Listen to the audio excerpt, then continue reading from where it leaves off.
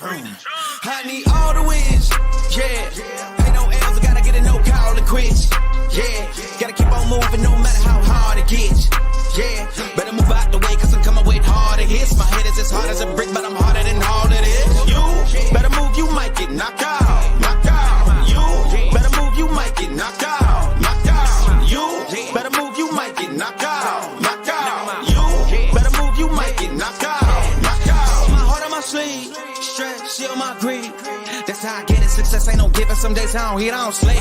When I'm focused, I'm dangerous. They don't want it when I'm anxious. Ain't no limit till I tank. I'm running on fumes. The opposition don't amaze. The roads racing through the pavement. Get your hands out of my bag. I know that's because I've been in it. I don't need to brag. I guess that's what happens when you taking care of your business. But some family, you do the math. I'm out of my pocket. Houston, we got a problem, man. Perfect, let them watch me. Elevating, got them noxious. Cause I'm the pilot in the cockpit. Nose diving in the option. Woo! Watch how I get it here. Watch how I get it here. Watch how I get it here. It's time! Welcome to DFS by the Numbers with your host, Brady. Better move, you might get knocked out. Knocked out. You better move, you might get knocked out. Knocked out. You better move, you might get knocked out. What is up, everybody? Welcome to DFS by the Numbers and welcome to Best Bet for UFC 290. We have Alexander Volkanovski going against Yair Rodriguez. We have a 14-fight card full of absolute bangers, full of very, very chalky lines. I don't think we've ever seen a card where we have like multiple minus 1,000 favorites, but let's see if we can find some spots here for a very good card. I'm here with Lou Betya, Gordo Gambles. We'll kick it to you first, Lou. You looking forward to UFC 290? Yeah, it's a great Bellator card, man, with all these plus thousands we got. It's a Bo Nickal fight week, man. Like, let's go. And they found a guy, he has a title belt in his picture. So he's certainly credible. It's going to be a tough challenge for Bo. Yeah, I think there's a ghost in my house or somebody broke in, so I'll have to check on that in a second. But Gordo, are you looking forward to this card? Hey, yeah, man. Thanks for having me on. Dude, that intro gets me every time. It gets me going. It's a good song there, too. But yeah, super chalk card here. We have ourselves more chalk on here than we would see in a classroom, man. It's going to be a tough one to find these best bets. But that's why I got Lou above me, man. This guy's an absolute killer. He'll give you the plus money. I might take a little bit of chalk here and there because it is so hard to find value here. But I do think it's going to be a very, very entertaining card. And I'm looking forward to breaking it down with you guys. Me too. Yeah, it turns out it was the ghost of Kevin Lee, but it's all good. But yeah, guys, can't wait to break down this card. Can't wait to find some spots. Like I said, very, very chalky card, but we will for sure find some spots for the card. As always, check down in the description. We have the current standings. We actually have the first place guy on the panel right now, Lou Betya. He's had first place like the whole time, so still holding it down. Blood Money Cody's right behind him, like a couple units behind, so they're pretty close. I think Gordo's like third or fourth, so yeah, should be a good show here. You had the best bet rules as well, but as you guys have probably been watching all year, you guys should know by now. So let's hit up the chat real quick, and then we will get started. We have Colby, first one in the chat, saying, let's go. We got Grateful Dude in the chat. We got Bailey. We got the Bookie Man. I like it. We got Maddie G. We got Eric the Red. We got Kiwi. We got Michael. We got CT710. We got Bolo in the chat as well. Subhuman hanging out. We got Lou Betya in the chat as well. What is up, Mr. Lou Betya? We got Adam in the chat. What is up, everybody? Smash the like button, hit the subscribe button, and go check out Lou Betya on MMA Engine. Subscribe to that channel, and then go subscribe to Gordo Gambles' channel. Link are both in the description there. All right, let's get right into it. As you guys know, 10 total bets. We have 14 fights, so there will be 4 passes. We have Kirk going against Esteban Rybovix. We have the site completely messing up, and now all of a sudden we're on the Holly Holm Bueno Silva card. But back to 290. We have Rybovix minus 145, Kirk plus 125. We'll kick it to you first, Gordo. What are you liking for the first fight on the card? Yeah, a lot of money coming in on Kirk, and I get the steam coming that way, but I'm actually going to go the other side. We're just going to take a straight money line pick off the rip on Esteban Rybovix, and it is not a controversy. It's a bit of a riskier play here to get the fight night started because we have seen flaws in Rybovic's game. I mean, he was taken down 11 times. He's still a young guy with questionable level of competition, but I do think he has more paths to victory to getting it done. Kirk is a guy who rates out pretty well on paper, but man, he doesn't seem to put it all together. I think that there's some flaws in his game, and I don't expect him to go out there and implement that same 11 takedown path that Radzhabov did last time. So I think it's going to be Rybovix winning the exchange on the feet. He's a far superior power striker, in my opinion, with the ability to mix it up from range. I like his a technicality on the feet, as well as a very, very solid submission game. I think he can get it done a multitude of ways. And I was looking at the inside the distance, but really it's like only a plus 100 inside the distance. So I'll cover my bases with a decision as well. Give me the minus 145 on Esteban Rybovix. All right. Esteban Rybovix minus 145. Lou, what do you like for the first fight on the card? So this is where I usually just do this. Pass. But I'd like to explain why I'm passing on this one. And okay. I have a tracked bet on Kirk when the line started moving, and I have regrets, and I'm going to hedge out live unless Rybovix blows him out in the first round, and I'll eat the loss. I'm worried about how he's going to look at 155 in terms of, I think it'd be better for his cardio, Kirk, but I don't think he's going to have the strength to really get and hold down Rybovix here. And I wonder if that's going to gas him out. So I think Rybovix is an interesting live bet. I got Kirk at plus 135 and I hate it. Like, I already want to just completely hedge out of this play, and we'll look to. So pass for me. If Kirk was still sitting there at like plus 160 or whatever for the show, I'd probably take him, but I can't do it. Well, you certainly beat a ton of line movement. That line just got steamed a couple days ago. Went from like plus 180 to now plus 125, and it's kind of sat there for the last couple days. So kind of curious to see where that goes. But yeah, we have Gordo just taking the Rybovix money line minus 145, and then Lou Betya is passing on the first fight. Blom, you must be new to the show. He's asking, what is the Yambags a nutshell? Oh, you'll find out soon. Yes. Oh, you will find out. And yes, among other things, could be an eye poke. In the Venn diagram of Yambags, nutshot is a circle that like overlays with it. So yeah, I like it. And yeah, there will be some Yambags on this card. We got Forrest saying, what is up, Brady? What is up, Forrest? Parlaying $75, Volkanovski, Whittaker, Della, Maddalena. I think he hit that one. And then also putting a 25 on Robbie Lawler. And I think he's live as well. So good luck to you, Forrest. Rybovix first round KO. We got Adam in the chat. What is up, Adam? All right, let's keep. If I lose my unit on that, like, it is what it is. I just tried to like get on it before it moved further, but I agree. Like, I think Rybovix is really the side. Yeah, I mean, I don't have any action on it yet. I'm kind of gonna sit back and see where this line goes, but nothing for me as of now. All right, let's move on to this next fight. Speaking of line movement, tons of line movement here as well. We have Jesus Aguilar going against Shannon Ross. We got Aguilar. He opened up minus 210, went to like minus 300 for a second. He was sitting around minus 200 for a while, a couple weeks. And then now he's sitting at minus 144. We got Shannon Ross opening up plus 180, going to plus 250. And he's currently sitting at plus 125. So a lot of people very confident on Shannon Ross. I don't understand it, but maybe you guys can help me out into understanding why. We'll start with you, Lou. What do you like for this fight here? So I don't understand anybody having confidence in Shannon Ross, but I'm gonna do something a little contrarian here. I like the over 2.5. I would have done Fight Starts round 3, but DraftKings doesn't have it yet, so I'll take the plus money with the over 2.5. I feel like Ross's big weakness is not something Aguilar can exploit. Like, he's gonna have a reach disadvantage. He throws looping punches. I think he's got some power, but he's not accurate. So I think Ross can win the battle at distance. And Aguilar is a gilly merchant, and I may have PTSD from another guy who is jumping guillotines way too much to ever trust somebody again to do that. I think on the ground, Aguilar can get it to the ground, but Ross's grappling is actually all right. I don't think Aguilar is going to be able to really hold him down. I think this fight gets dicey. I think it ends in a split, but I'm not betting that for the show. I'm just going to take the over 2.5 at plus money. And I just don't want to fade a bad fighter or another bad fighter. So, yep.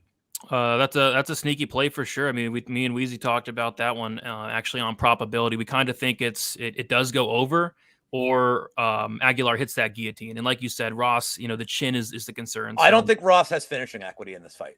I don't either. Like, Aguilar's tough, and I don't think Ross can really, unless he volume punched him for 15 minutes. Aguilar's the only one to me with finish equity with a sub. Yes. But I think Ross is all right on the ground. Like, really haven't seen it at the UFC level, but his tape's all right. It's not terrible on the ground. Yeah. When he's getting subbed, it's like because he got club and subbed. Right. Yeah. Yep. Don't hate it. Gordo, what are you liking for this fight? Yeah, you asked to be convinced of why money's coming on Ross. I can't get there, man. I don't know how people are trusting him that much. I think he's a solid value play because he has the potential to put together some decent skills, but I can't trust the guy. He's got flaws in his game, and we're going to go against line movement twice in a row here. We're going to take Jesus Aguilar on the money line. Not the prettiest of fights, but there are so many spots where I don't see too much value in the card. So I can't pass on them all, right? I got to take a shot here. I think Aguilar has multiple levels to get this done here. Maybe I overrate his wrestling too much, but I do think he's have the ability to get it done there. Yes, on the feet, it is going to be Ross who probably wins the optics there, wins the minutes, but I think Aguilar has the ability to take it down to the ground. I think he has some control time upside there. And we always know he has that fluke KO upside over Ross as well. I just think there's more paths for Aguilar, and I think he's the type of guy that they're looking to get going here. Ross really hasn't beaten anybody who isn't really retiring or too high of level. And I'm not saying Aguilar is some world beater. He does have some decent skill sets though. And I expect those T-Rex arms to get him a nice little win this weekend. Yep. I don't hate it. I'm kind of sitting back on this one as well, seeing where the line goes. Cause I mean, I'm not a big fan of Shannon Ross. But I don't know what's going on here, but we will see where this line goes throughout the week. Ross TKO hedge with Aguilar TKO. I kind of see it as like Aguilar sub or Ross decision. I don't know. Do you guys see a KO either side? I guess Aguilar could knock him out, but he's not a KO guy. He's a sub guy. It's not likely. But you never know. Good top position could always get there as well. Ross isn't the type of guy with the best fight IQ. We don't know. Yeah. The Australian and Malcolm Gordon. Yeah, definitely is. You got Gus in here. What is up?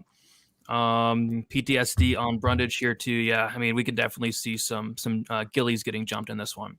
All right, let's move on to the next fight. We have Cameron Simon going against Terrence Mitchell and a more massive line movement. So Cameron Simon opened up minus 350, already minus 550.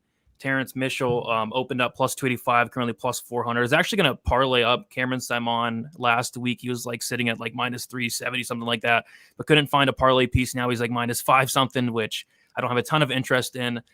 Curious to see what you guys found on this fight. We'll start with Lou Betya. I kind of have a feeling what you're going to say here, but let's hear it. Yam bags, baby.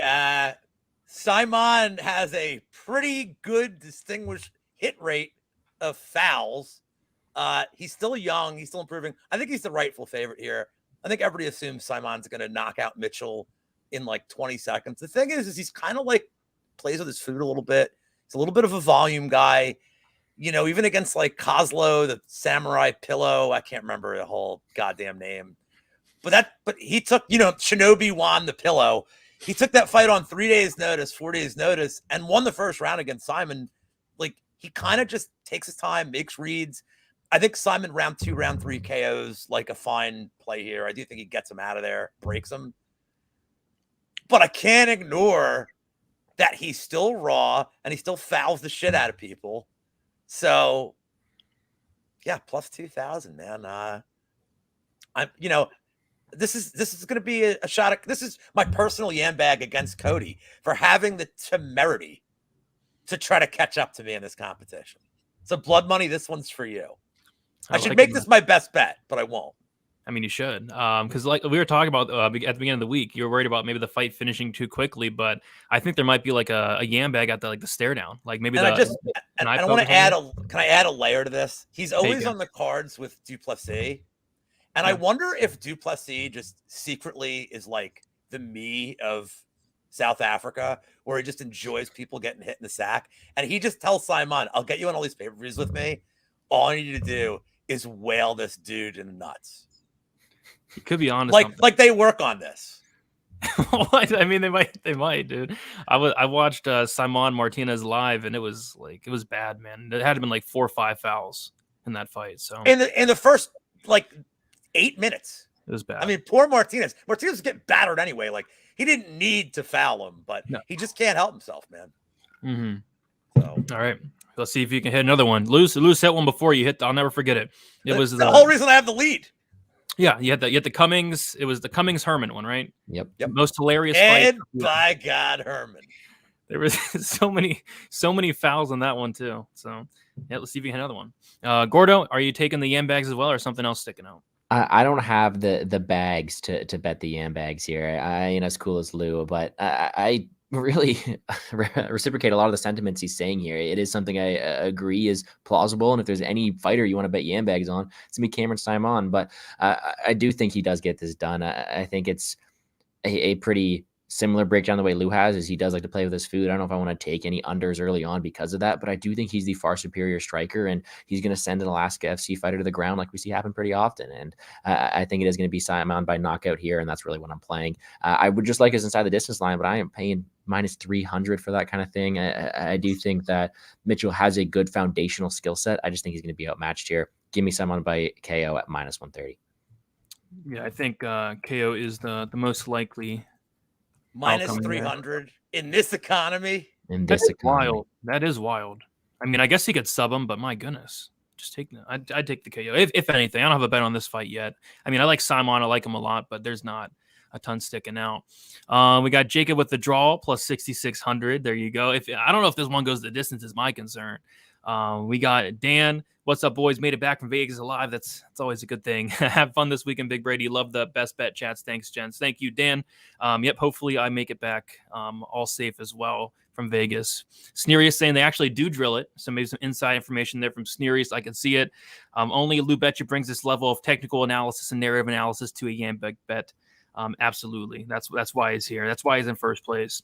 Menifield fence grab 2. We'll have to see what Lou's thoughts are on that one. Well, it's literally in the comment after that one. My thoughts on that.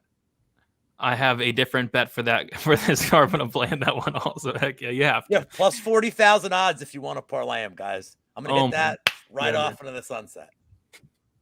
That would be something you would do and you would hit. So we'll see. All right, let's move on to the next fight. We have Vitor Petrino going against Marcin Prachnio. A little bit of line movement here. We got Petrino open up minus 275, currently sitting minus 300. Prachnio opened up around plus 235, sitting at plus 250.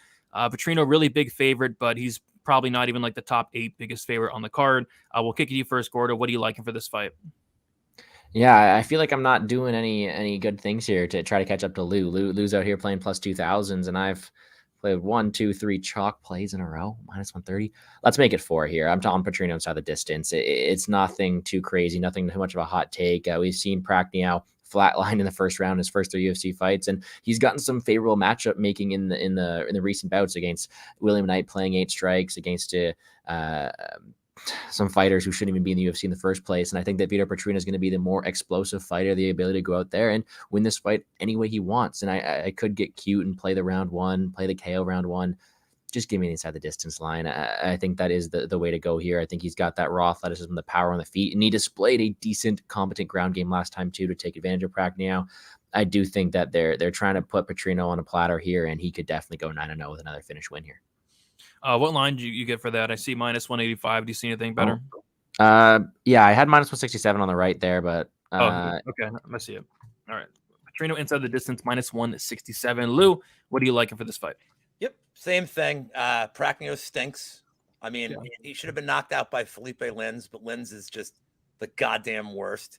Yeah, and the Pleasure Man has some kind of chin because Petrino was cracking that dude so badly, and he just ate it.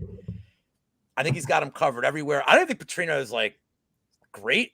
Like he made a lot of mistakes on the ground against Turkali, but that's not gonna be a problem here. I mean, I don't know what Prachnio's path is. Leg kicks for 15 minutes. It's not gonna work. Petrino's gonna crowd him. Prachnio hates being pressured. I don't know why Roundtree didn't pressure him or he would have killed him. But Roundtree just had one of them Roundtree type of fights. So a little chalky here, but yeah, we're going to have to make some chalk bets on this card, so let's do it.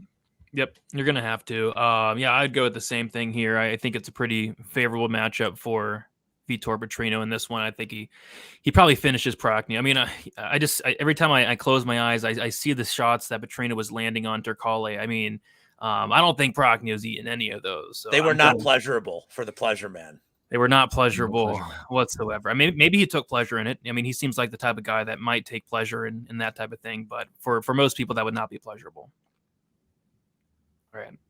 We'll move on then to one of the several minus 1,000 favorites on the card. We got Tatsuro Taira going against Edgar Chairez. We have Taira minus 1,100, Chairez plus 725. Yeah, I mean, Tatsuro Taira, big favorite here. I don't think like Edgar's like some type of bum, but I think Taira is the real deal. But what are you going to do here? I'm curious to see what you guys came up with this. Lou, are you laying 1 unit to win less than 0.10 on this one? No, but I'm going to be a little risky here. And this is one, again, where I wish we had the odds for a specific fight starts round 2. So I'm going to play the over 1.5 here at plus 115. Taira's patient. The only reason he won in the first round last time is because Aguilar cracked him and then was on the ground immediately, and they were in wrestling positions the whole first round until Taira got away from him, turnover, choked him out or got him out of there. I think Chairez at least can be a little more judicial. We'll try to keep this on the feet. He's pretty tough. He's pretty durable. I think eventually Taira does get the back. I'll be playing his round 2, round 3 sub as a little same game or on FanDuel, but I do think this takes a little longer than people think. And Taira probably late round 2, early round 3 gets him out of there. I'm going to take a little risk here with this over. Be a little clenched for 7.5 minutes, but I'm going to take the shot at the over 1.5. Yep, I actually agree. I think Chairez is good enough to at least. What do you mean you actually agree? I actually agree. Am I spewing nonsense? No, you actually agree. I just think it's a hot take for this week because the under is like chalked to minus 145. So yeah, I actually agree, and I will be playing those sub 2, sub 3s, even though they're probably going to be completely crappy prices. But I think they're in play. Gordo, do you actually agree or no? No, and I'm doing something I don't like to do. I'm going against both you guys. I'm taking the little square route here. I do rate Taira pretty highly, and although I think Chairez is competent, I'm not exactly liking his defensive grappling as much as I would here, and I think that this is another showcase fight for Taira. Now, I completely get where you guys are coming from. He does have a good foundational knowledge there, and Taira has been to the scorecards. He has gotten some later finishes. We know he's not necessarily a Bo Nickal type of finisher in that first round. He's able to take his time. But I think here when you have a guy who's been finishing by submission twice before, a guy who is as dominant as Taira is and who's looking to put his name on the map even more, I wouldn't be surprised with it ending under 1.5. So I'm going to take some violence here. I'm going to cheer for a fun fight to get going. And you know what, Lou, you can stay clenched all you want. I think it's going to be a very, very fun fight. And I do think that Taira gets him out of there early. Give me the under 1.5 at minus 115. All right, under 1.5 minus 115. Well, I know one thing. One of you guys are going to be right on that one, so we shall see. Everyone wins. Yep, everybody. Somebody's going to win. All right, let's keep moving on then to the next fight. We have Alonzo Menifield going against Jimmy Crute. Last fight played out pretty hilariously. We have Jimmy Crute now minus 121. Menifield just like dog plus 101. We'll start with you, Lou. Anything crazy sticking out here? Well, while I would suggest playing the Yambags here too, I'm not getting scared off by this last fight. I'm playing the under 1.5. It's super reasonable at 115. I forget what this price was last time, but I swear it was like close to minus 200. It was so juiced. I know people are scared off because of the last one, but like, man, if Crute fights smarter, well, Crute's never fought smarter, so I don't need to hear that. He's gonna do Crute things. He's either going to get a takedown in a minute, he's going to pound him out, or he's going to walk in and he's going to get knocked out again. And as long as Mark Goddard's not the ref, I think this bet hits. I think it hits pretty easily. So I don't want to totally trust Menifield here with the round 1 KO. I do think Crute obviously has paths to just crush him on the ground, but playing under 1.5. And I can't wait to be upset that I did the same goddamn thing twice in a row in this fight and lost the same way twice in a row. I actually agree with you on this one. I actually did. No, I seriously do. I like it. I'll probably be on it as well. So hopefully it should have hit the last time, man. I mean, Menifield was like so close to finishing the fight like 50 times. If he would have just let off a little bit more ground and pound, he would have got him out of there. So yeah, I like it as well. Gordo, what do you like for this fight? You going against us again? Well, I'm surprised there's no drawbacks in this one from Lou, but I guess he's got a lead to uphold there, and you can only have one yam bag, right? Or else you're gonna take away the novelty. Is that your logic there, Lou? I already got another plus 2,000 coming up on this card. Oh. Because right. Unlike you, yeah, you've got the balls. All right. Well, you know what? I'm changing my pick right here. Right here, I have Crute minus 120 because I did pick him to win. We're changing it up. Let's go Alonzo Menifield round 1 KO plus 400. That's his path to victory, in my opinion. We saw last time he wasn't really able to withstand that that pressure, that wrestling pace after that first round. And it's a spot where he knows is kind of his win condition. And Jimmy Crute's not the guy with the best fight IQ. He's walked into punches before. He has been finishing that first round. And Menifield's a guy we saw came so close to doing so early on at plus 400. I want to cover some ground against Lou. I want to catch up here. Wouldn't be a bad win condition price tag. When Gordo wins the competition, remember this moment. This is the moment that he got spurred on and just bet plus odd stuff and like won the whole thing. Yeah, I mean, I feel like that's pretty much Menifield's like money line there. Like if this fight got the round 2, I'm pretty sure he's gonna have nothing left. So yeah, I mean that's literally how he wins, I think. Scenario saying is this 1.5 line decent for parlays. If you're talking about this one, I mean I would just play it straight. It's only minus 115.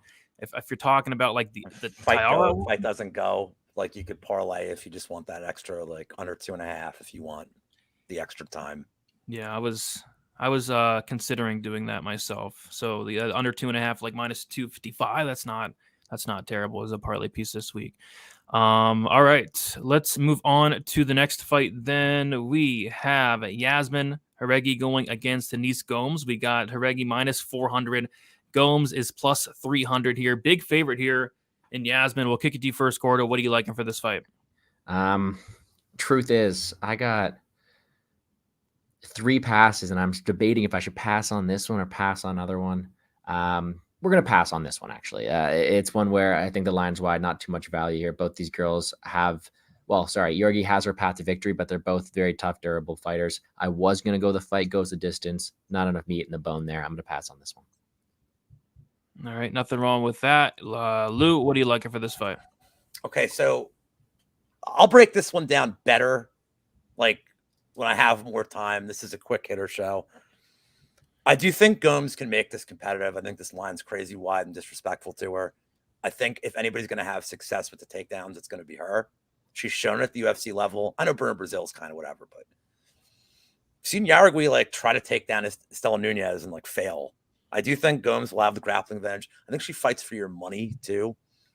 I think this fight goes distance at a big clip. I was tempted to take the plus. I have a bet on the plus 3.5 at plus 120. So I love that as an actual bet. But let's get crazy. Okay. We're going to take Denise Gomes by split decision at plus 2,000. Oh, you said what? 2,000? Goodness. On DraftKings, it's plus 2,000. Okay. I think this fight goes the distance at a high clip. I think she can win minutes on the ground.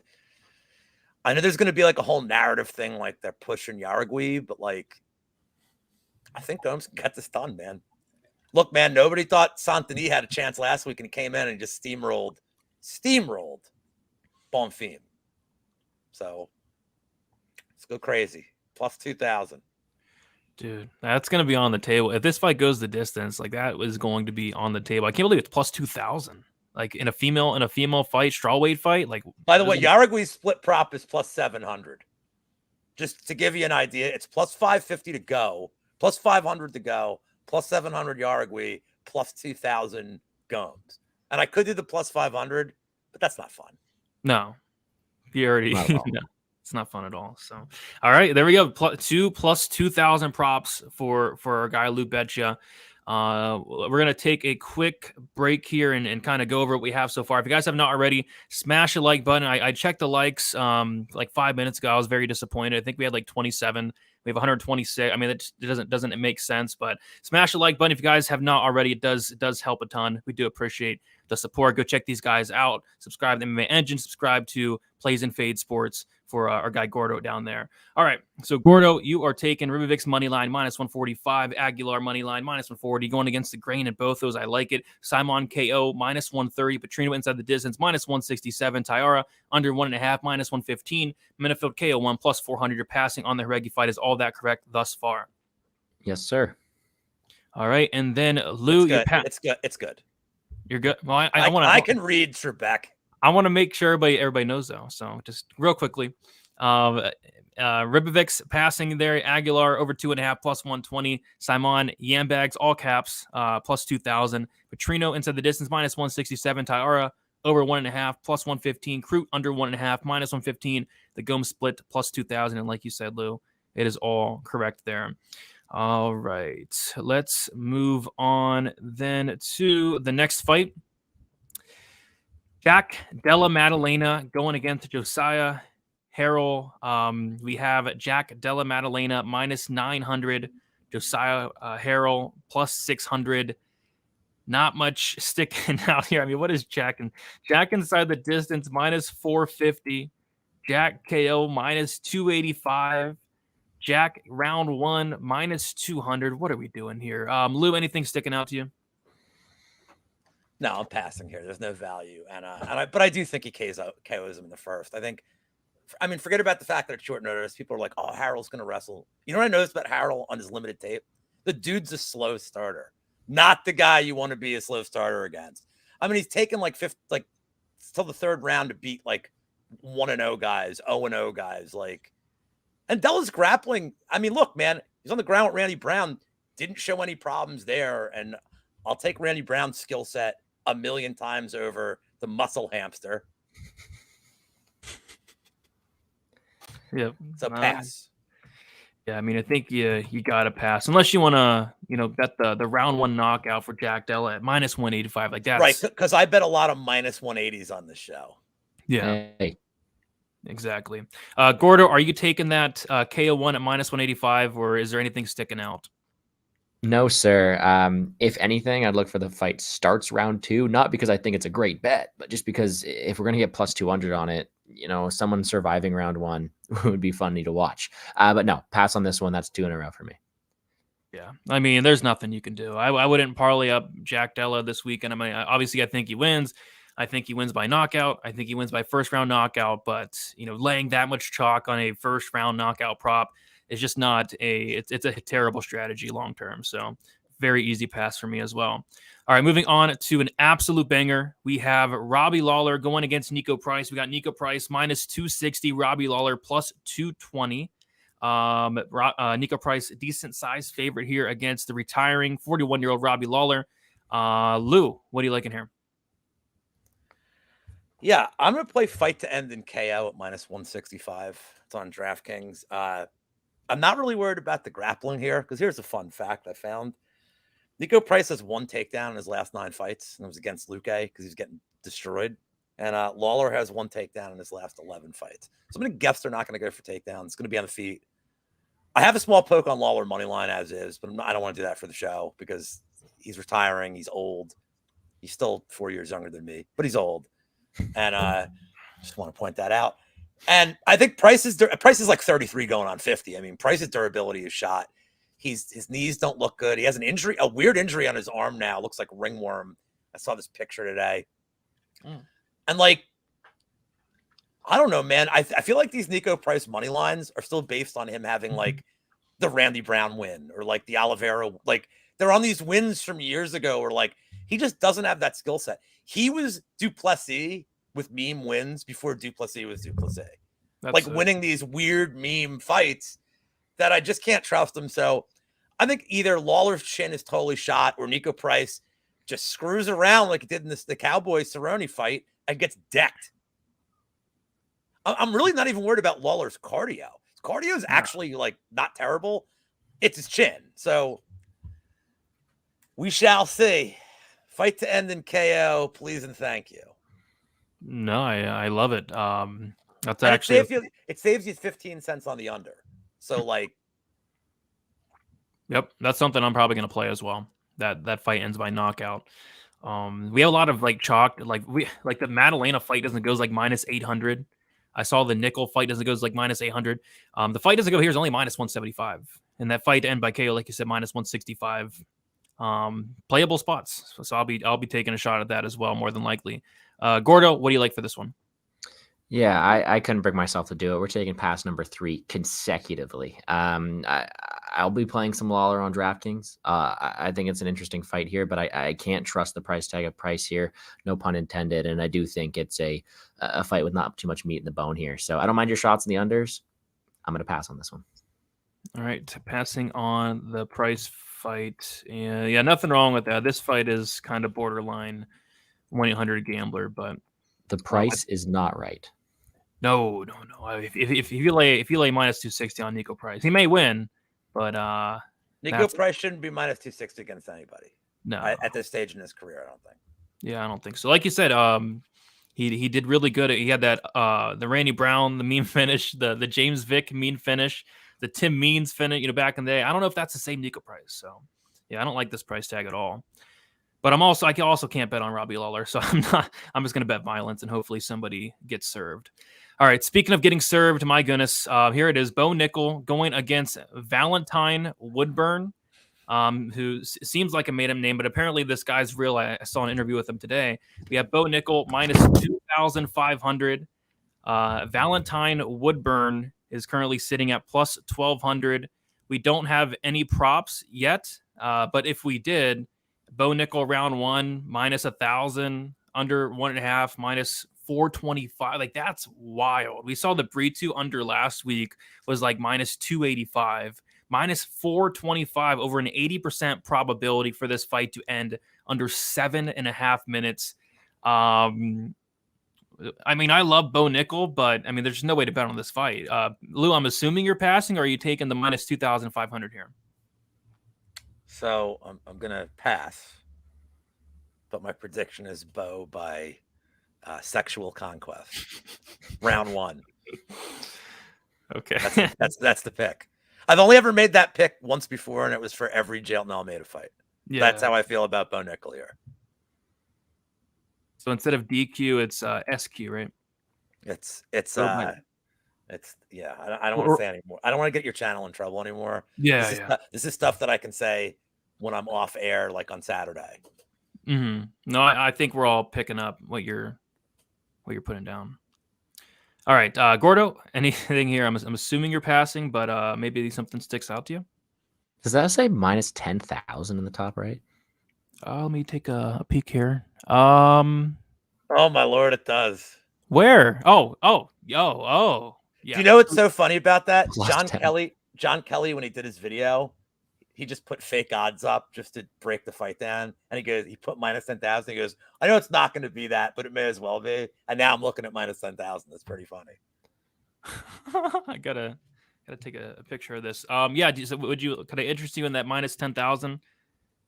No, we're gonna make it 4 passes, and my only 4 passes, I believe, consecutively. Because what am I supposed to do here? We got a ton of chalk here. With a name like Woodburn, you got a ton of great creative nickname opportunities that I expect Lou to go exploit later. But give me Bo Nickal, give me him to move to 5-0 here, and I don't know how much I can get of a minus 10,000 though. So let's put this in perspective. If you put $100 on that minus 10,000, you will win $1. Isn't that wild? Who was the largest favorite of all time before that? Wasn't it Romanov at 2,300? In the UFC or like period? Yeah, UFC, and not Kayla Harrison. Romanov was around there. I think like minus 2,300. Yeah. So I was gonna say, I think Logan Storley was like minus 4,000 or something, like something ridiculous as well. And he went to split decision. That was like a weird fight. This is why I don't bet Bellator. But like that was a weird fight. I don't think this fight's going to split. I don't think this fight's going to split decision. I get the impression it's not going to split decision. Yeah, that's wild, man. Minus 10,000 for Bo Nickal. Just curious, what do they have Woodburn at? Only plus 802? What site is that? It's called SportBet.io. Yeah, that's a site that doesn't want you to bet. They're like, please don't bet this fight. You know what? Because I wonder when it came out. I mean, but even like look at these other plus odds. Like you're not getting. They just don't want you to bet the fight, dude. They're on the hook for like. They're like, just don't bet this. That's hilarious. All right. And what do you think this round one sub's going to be? Minus 200? Yeah. I still probably take a poke on that, to be honest. I feel like it's probably safe because the only footage I've seen of Woodburn is him throwing these punches like he's trying to throw somebody out from left field. And I imagine Bo's going to be like, fuck this, dude. Just take him down and be like, this is enough. Like, could he ground and pound him? Sure. But like, Bo's just going to choke him in like a minute. Whatever the under a half round is on DraftKings might be, if it's like even money, I may actually look at taking a poke at that. I almost bet the Brito under half a round last week. It didn't hit, but this one probably does hit. I mean, come on. Yeah. I guess Jason likes everybody but me. That's weird. No, Jason likes you. I'm sure he's always Brady. Hi Brady. Hi Gordo. Hi Jason. What's up, man? All right, I just made a funny tweet and I'm gonna tweet it out. All right.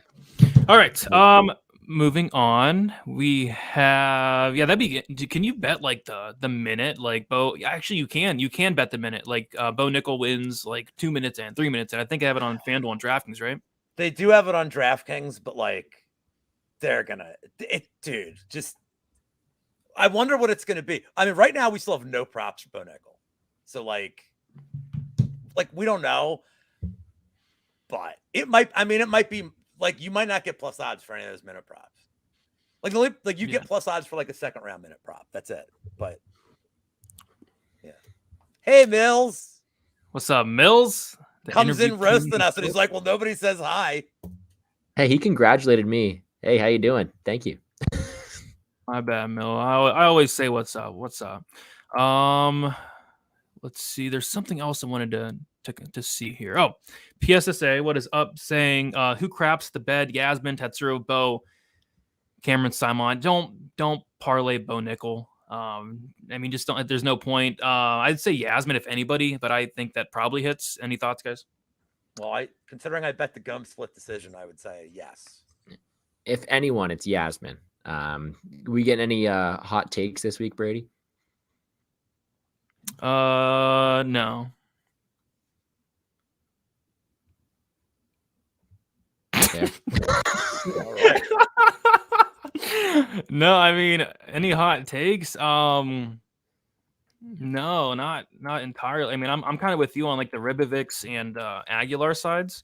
I guess that's about as hot as I'm getting this week. I don't like a lot of spots on this card, but we'll move on to the next fight. We have Jalen Turner going against Dan Hooker. We got Jalen Turner minus 260, Dan Hooker plus 220. I'll always have some love for Dan Hooker. Last time he fought Claudio Poyas, that the famous is Dan Hooker a bum came about, and he went out there and showed that he is not quite a bum, but this is a much, much different matchup here. I'm kind of disappointed with myself. Like DraftKings Sportsbook opened up for some reason randomly a Jalen Turner minus 130 line like a month and a half ago. I know a lot of people that got on it. I didn't get on it. And then he went from like minus 130 to minus 150 to 170 to 200. Now he's sitting at minus 260, which I just hate here. But there are some spots I'm looking at for this fight. So curious to hear what you guys have. We'll start with you, Lou. What do you like for this one? Yeah, I mean, I just can't get past Turner putting him out of there. I mean, even in the Puelas fight, man, Hooker didn't look great early. Like he won because Puelas gassed. Like, I don't think he didn't like dominate there.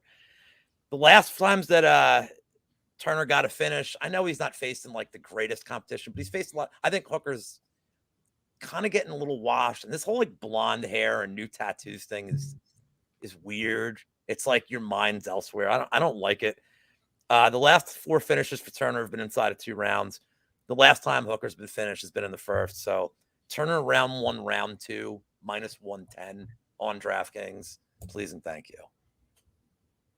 Turner round 1, round 2. I think the sub's live. That's why I'm not touching like a method prop here. Yep, I like it. All Turner's finishes have came before the 3rd round. I like it. Gordo, what do you like for this one? Yeah, I myself have a special place in my heart for Hooker, but even more so for Jalen Turner. I met him at UFC in Salt Lake City, and he was the nicest fighter I've ever met, man. Such a nice dude. He towers over me, even though he weighs significantly less. But he's also got a vendetta for these Australians or New Zealand fighters, and I think he adds another one to the tally here, especially a guy going through a midlife crisis with the blonde haircut there. I like Dan Hooker, and I actually expected me to try to take a side, maybe the over or something like that when I started doing it before tape, but I think Turner has him covered everywhere. I mean, he's got that range. We know he's got a lot of power on the feet. He's got a very crafty submission game as well. And I really like the length and opportunities for Turner here to keep on adding to that inside the distance line. So give me Turner inside the distance minus 135. Super, super nice guy. And I wish him nothing but the best. Yep. I don't hate it. I'm not sure what's going on with Dan Hooker, but yeah, showing up this week with those new tattoos. I don't mind the tattoos, but like if you come back from Vegas with blonde hair and tattoos, it's because you were in Vegas. Yeah, but it's because you were in Vegas, and because you had it. At least that tells me that I'll be like, oh shit, you had fun, dude. You had a baller night. Mm-hmm. That's how Brady's gonna come back. But he did it sober, so like that's weird. That is weird. It's really weird. It is. Gordo, you have one pass left, right? No, I got none left. I got 4 in a row, don't I?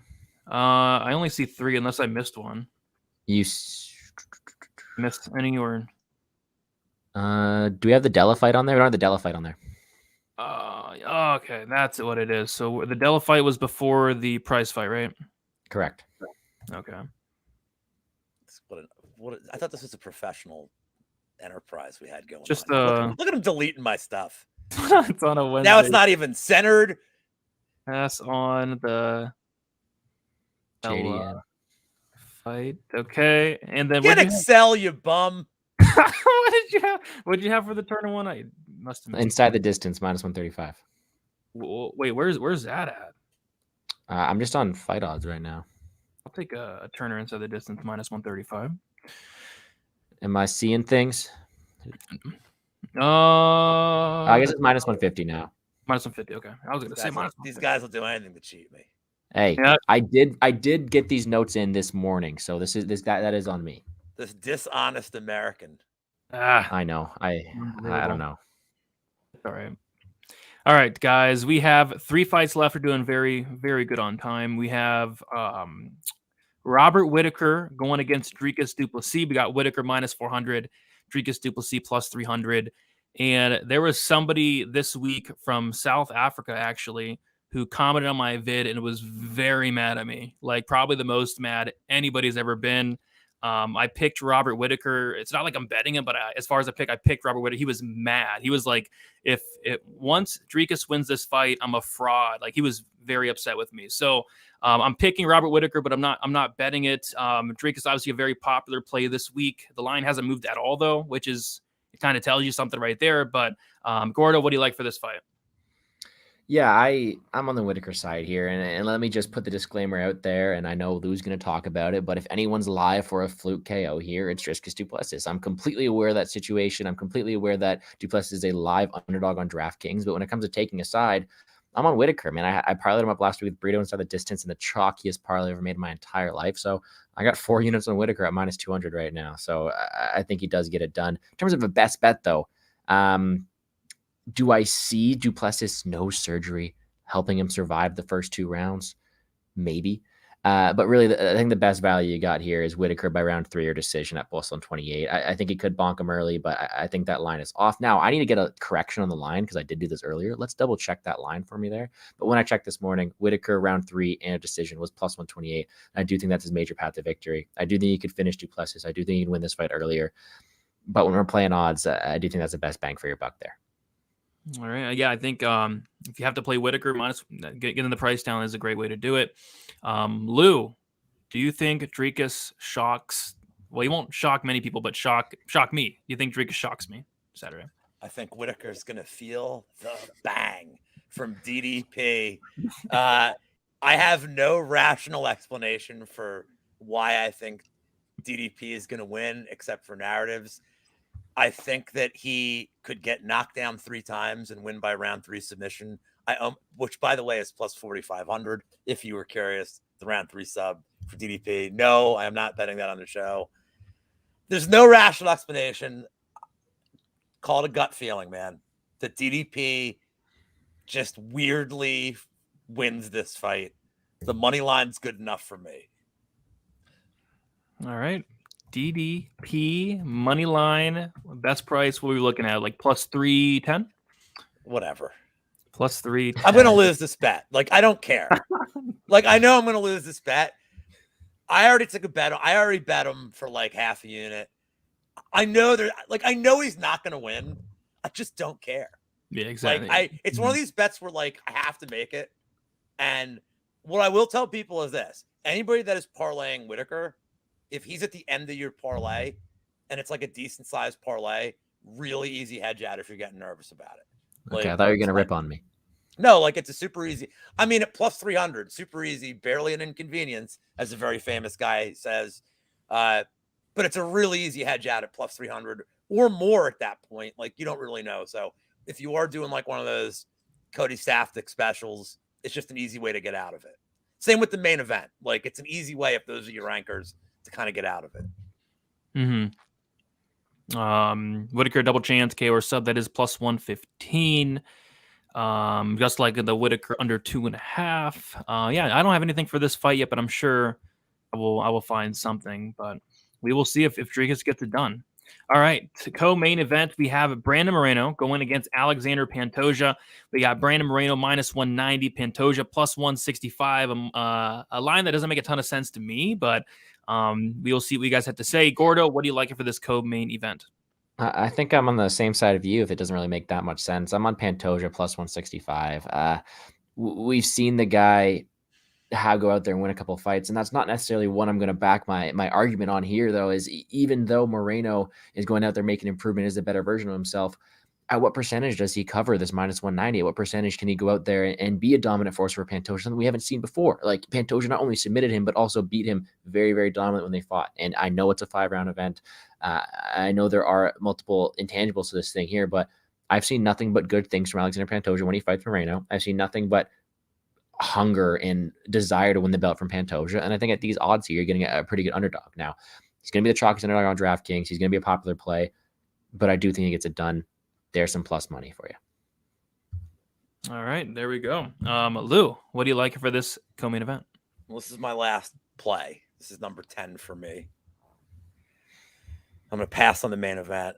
I think this is a super close fight. I think Pantoja, people think Pantoja early and then he's going to fade. I don't think that's necessarily true. I think it's just going to be 5 really close rounds. I think there's going to be a lot of scrambling. The grappling's going to be close. I think the striking's close. I think they're both moment winners. I think they're both minute winners. So I am going to be playing Pantoja small play, but not for the show. So how many times at 125 and 135 do we have these title fights that go 5 rounds? And what do they end in? Split decision. They end in these really weird splits, draws. I mean, every Aljamain Sterling fights split decision. The Moreno Figgy had split this. Like it's just the way of this weight class. The over's juiced, so even the odds makers think this fight goes the distance. I think it's super close. I think it's closer than the line suggests. Split decisions plus 550. I'm not picking a winner. I'm just going to say it ends in a split.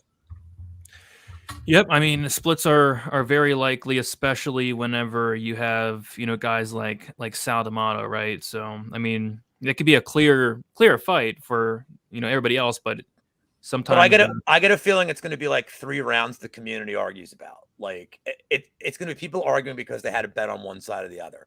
Like I think Moreno can get out of top time. I think Moreno's striking is improved. I think Pantoja's powerful. There's so many ways that each round could play out. And I think rounds can have it looks like somebody has it for 3 minutes and then one guy takes over. But I don't think the cardio is going to be a problem. This is going to be super high level. I'm really excited to watch this. I may not even bet Pantoja. I may just sit back and watch the fight and bet the split and just enjoy it. So the judges for the co-main event is Ben Cartledge, Camijo, and Derek Clearly. And then Clearly's the worst. Yeah, and then the main event is Mike Bell, Ron McCarthy, and Sal D'Amato for the main. Well, I'm not playing the main, but but you know what to do. Yeah. All right, time for the moment you guys have all been waiting for, the main event. If you guys have not, smash the like button. Let's get those likes up. I don't even think we're at 50 likes. Let's get over 50. Subscribe to the channel, subscribe to the MMA Engine, subscribe to Plays and Fade Sports. Links all down in the description. I do want to thank you all for hanging out. I want to thank my guests for coming on. We're about to break down this main event, and one of these guys is going to give a best bet. But Lou, I'm still curious to hear your thoughts on this main event. I mean, you can't play Volk. I did price something out that I thought was at least kind of interesting here. If you play Volkanovski money line over 10.5 minutes and him to get at least 1 takedown, that's minus 140. I don't think that's a bad way to play this fight if you like the Volk side. He's not getting a flash KO in the first 2 rounds. I do think he will at some point want to go to the grappling here. You could play Volk getting 2 takedowns as well because I think Yair's get-up game is decent. But that's an interesting way to play it. If the betting value is on Yair, I don't know, man. I think if Yair wins the first round and you get Volk at a pretty good price after 1, maybe I'd consider jumping in on him. But I do think Volk is just he's just a little better. He's just a little better. He's a little more proven to me. I think that he could, and I'll add one more thing that I think is interesting. Mm-hmm. I think that one of the narratives people are talking about is that Yair's going to win at distance, which I think is true, but that when Volk closes the range, he's going to have a big advantage on Rodriguez. But Yair throws such odd strikes from weird angles that he's super hard to prepare for, that I don't think he's helpless here at close range. He throws knees, like expert knees, just with an inch of space against the cage. He throws fists and elbows from all sorts of weird angles. So I think on the feet, I think Yair can win a ton of moments in this fight and maybe still some close rounds. But I think on the ground, it's just going to be Volk, and his top controls were really good. And he's the stronger guy physically here. He's a tank.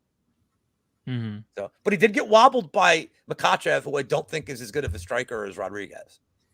And dropped by Holloway. Yeah. But I think Holloway's better. But Holloway's a pure striker than. Yeah. This is interesting. What do you think about this, Lou? Volk, same game parlay, most 6 strikes and most takedowns? I don't know, man. The most significant strikes is one of those things I always try to avoid, because then I have to keep checking DraftKings, be like, well, what do they have now? What do they have now? So for me, do I think it could happen? Yes. But then it starts taking away from my enjoyment of the fight. I start being like, unless it's I think the last time I did that was the Almeida and Rosenstruck. Yeah, because I'm like, okay, well, Rosenstruck has 0 significant strikes. If Almeida throws 1. If they gave him 1, I won this bet. Yeah. So, and I figured what Rosenstruck, 1 significant strike probably means a knockout. So I think for a fight like this, I mean, it's going to depend really. If Yair's cardio isn't great toward the end, Volkanovski's probably going to land 200 some strikes. Mm-hmm. Yep, I think it's interesting. So yeah, Gordo, anything sticking out for you on this one? Yeah, it's very, very interesting, and I'll preface it by saying I'm a huge Max Holloway fan. That's out in the blue.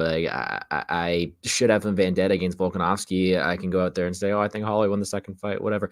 Volkanovski's better. There's no question about it. And what makes Volkanovski so much better is his ability to adapt in the middle of the fights, and his ability to make these changes, and his ability just to prepare for a good fight. And I think that this Volkanovski guy is just truly elite and better than my favorite fighter, Holloway. And I think that's kind of what replicates here. But one thing that Yair Rodriguez has that Volkanovski doesn't is these unorthodox punches that have the ability to end the fight. I don't think Max Holloway has the knockout power to beat someone like Volkanovski, whereas Yair might have that. Am I saying that Yair is going to win this fight? No, but if I have to pick a bet in this card, which I do because I used up all my passes already, give me the under. Give me an exciting fight. I think you have someone here, Rodriguez, who can land these unorthodox strikes from different angles, potentially drop Volkanovski, and that's his path to victory. If not, it's going to be Volkanovski dominating, making the right adjustments as the fight goes on, and potentially getting another doctor stoppage the same way we saw Yair Rodriguez get happen to before, right? Even Max Holloway is able to take down Yair Rodriguez and dominate from top position, land some dangerous strikes that way too. And I think Volkanovski goes out there, looks to make a statement after his first loss in the octagon against Makhachev. Give me the under. Or fight doesn't go, sorry. Fight doesn't go. And mine is 104? Sure. Okay. So fight doesn't go for the main event. That's a fair price too. That's you know. There you go. I mean, if this goes, me and Lou were talking about it on Twitter. It's going to be 50 knockdowns. The doctor's going to come in and check on Yair multiple times. Ario, you must be new here. Is 10 bets not enough for you, Ario? We do 10 bets. There's 14 fights, so we pass on 4. I mean, there's literally I have plus 2,000 bets. It's not good enough. It's not good enough for Ario. God, some people just don't understand how the internet works, man. It's weird. I mean, it must be his first time at the show. I mean, but the rules are in the description. Yeah, but is it his first minute? Yeah, it might be. He might have. Yeah, but yeah, we do 10 bets. So there are 4 passes on this show. Typically, there's not 14 fight cards, but today it just so happens. If I didn't have to pass, I wouldn't. I'd be like, all right. I mean, I'm passing on every fight on this. I think I'm betting on 2 fights so far on this card. So He's talking to you. He's talking to you. You're the problem. I must be the problem. So my apologies, Ario. Next week I'm sure I'll be. But there's not a lot. You can't bet Jack Della Maddalena. You can't bet Bo Nick. I mean, there's not a lot of spots sticking out. So apologize, Ario, but it is what it is. Can we get odds on Bo winning during ref instruction? Can we have like odds guys like I don't want to be here anymore? Like all right. Only if we get the same odds on salmon yam bags at the weigh-ins. Yeah. All right. I mean, I could see a scenario where that happens. But what we do now is we got the best bet. And Ariel, you're new here. For this best bet, if you hit the bet, your profit doubles. So say, for example, Gordo says, hey, my best bet is Alonzo Menifield knockout round 1. He will not only get the 4 units, but that's going to double to 8. If Lou Betya says, hey, my best bet's the Simon yam bags, he's not only going to hit the 20 units, he's going to get 40 units there on that bet. Don't tempt me. I'm tempting you. So we'll kick it to Gordo first. You're taking Rybovix money line minus 145. Aguilar money line minus 140. You're taking the Simon KO minus 130. Petrino inside the distance at minus 167. The Taira under 1.5 minus 115. Menifield KO 1 plus 400. You're passing on the Jauregui fight, the Della fight, the Price fight, and the Nickal fight. You're taking Turner inside the Sari area. You're taking Turner inside the distance minus 150. You're taking Whittaker round 3 decision plus 128. Pantoja money line plus 165. Fight doesn't go on the main event. That was minus 104. What is that? We have some technical difficulty. Minus Get Excel. I might have to switch things up. But Gordo, is all that correct? And if so, what is your best bet for the entire card? All of that is correct for sure. And I think if we're looking at best bet, I do like that Petrino one, but it doesn't pay us good. You're already on it. Menifield KO round 1. Give me the 8 units if it happens. It's his win condition. It's not my favorite play in the card, but it pays the best, and I got to catch Lou somehow. It pays more. It does pay more. All right, yeah, if he hits that, 8 units for Gordo, he's going to cut the lead a little bit. Lou, let's see what you got. You're taking a pass on the Rybovix fight. Area's not going to like that one, but you have some bets here with Aguilar over 2.5 plus 120, the Simon yam bags plus 2,000, Petrino inside the distance minus 167. You're taking the Taira over 1.5 plus 115, the Crute under 1.5 minus 115. You're taking the Gomes split decision plus 2,000, passing on the Della fight. You're taking the Price fight ends by knockout minus 165. You're passing on the Bo Nickal fight. You're taking Turner wins in round 1 or round 2 minus 110. The DDP money line plus 310. You're taking the Moreno fight ends by split decision plus 550, and you are passing on the main event. Is all that correct? And if so, what is your best bet for the card? It's correct. Man, this is tricky. I'm going to say the Turner round 1, round 2. I really just think this is going to be one-way traffic. He's going to blast him. So it's not great at a minus 110, but guess what? That's the benefit of having the lead. So I don't have to. Damn. No, exactly. Yeah. You don't need to go crazy where everybody else pretty much. I mean, does. the 2 plus 2,000s are crazy enough. 100%. So can't wait to see how these guys do. Should be a good show. Can't wait to see where these standings go as well. Gonna kick it around. So I have 3 shows today. Lou has 3 shows today. I have 1 left. One left. And Gordo has 3 shows total. So we're all really busy today. Lou, you have 1 show left. Let the people know about that. That will be on this man's channel at 11 o'clock. The Horseman ride once again for the last time. I don't know, but one more time with Wiz and Liam. I have the prop show tomorrow night with Sean Orr and Pepe Sylvia. Excited to work with those 2. It'll be a ball-bustingly good time. And then Friday at 5:30 for what I am going to say, it will be a very special episode of the Happy Hour with usually Monk and Lou, but just me on Friday. All right. Check him out. Always a good time with Lou Betya. Always love having him on the show. He brings some excitement to the show with these crazy props that they hit. I mean, he's in first for a reason, so we'll see if you can keep that up. Gordo, let people know where they can find you. You have a couple shows coming up. I will be on you with one of those shows. Tell them about it. Yeah, I got one with you on Pub Sport Radio at 9 p.m. Eastern. We'll do a DraftKings show, and then we're gonna mix the 2 shows I've done already, and we're gonna do that full card breakdown, betting and DraftKings with Lou, Wiz, and Liam, like Lou mentioned. We did those videos together last year, and they were the favorite YouTube videos I've ever done. We break down every card from betting and DraftKings perspective. We'll probably talk some trash. Lou and I got some beef, so we'll settle it there. But no, nothing but love for Lou. Go check out his stuff there. Nothing but love for you, Brady. I'll be sure to check out your stuff there as well, and show some love to the video. Make sure everyone's hitting the like button for Brady, showing some support there. You can check out my stuff at Plays and Fade Sports or at Gordo Gambles on Twitter. Enjoy the card, guys. Yep, enjoy it. It should be a good one. My full card breakdown's out. My DraftKings vid's out. I'm gonna be going live Friday, like during the weigh-ins, because I'm heading out to Vegas. My flight leaves like 4, So hopefully I make the flight there. So gonna be going, I think, live at 12 o'clock in the afternoon. So be sure to check that out. Other than that, yeah, like Gordo said, like, subscribe, all the good stuff, and best of luck for UFC 290. Enjoy the card. Maybe not the best betting card in the world, but I think it's one of the best cards of the year. So enjoy it, have fun, and we'll talk to you guys soon. See you later.